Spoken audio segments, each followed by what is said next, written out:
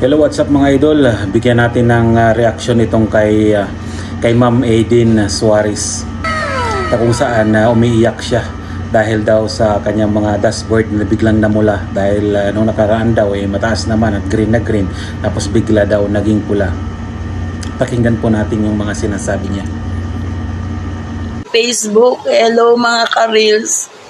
Pasensya na, naiiyak lang ako.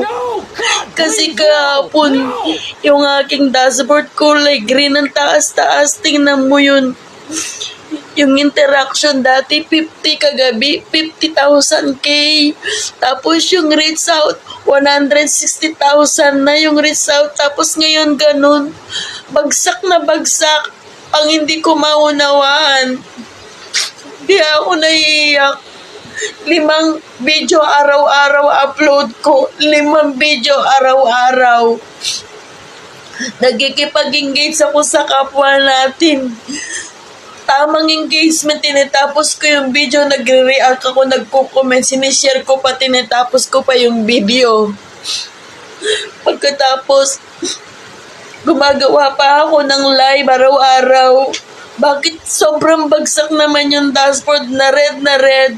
As in, lampas pa sa kalahati ang kinuha niya. Ang masakit pa nito, yung pinopost ko palagi sa Facebook, yung tungkol sa jowa ko na darating na siya.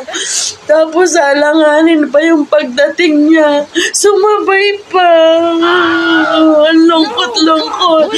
Nag-red na nga yung dashboard ko, tapos yung jowa ko na schedule niya, hindi man dumating.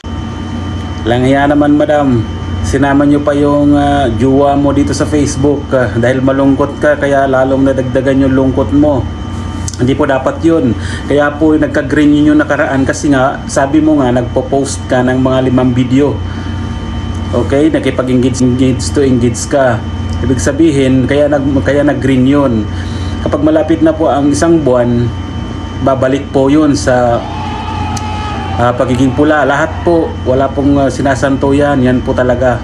Kapag hindi po natin alam, kailangan alamin po natin talaga kung ano yung proseso ni Mita para hindi po talaga sumasama yung loob natin kay Mita. Ganun po talaga yon. Ang gawin po natin, kailangan natin malamangan yung ginagawa natin nung nakaraang buwan. Ibig sabihin, kapag nalamangan po natin yun, babalik po siya na pagka-green.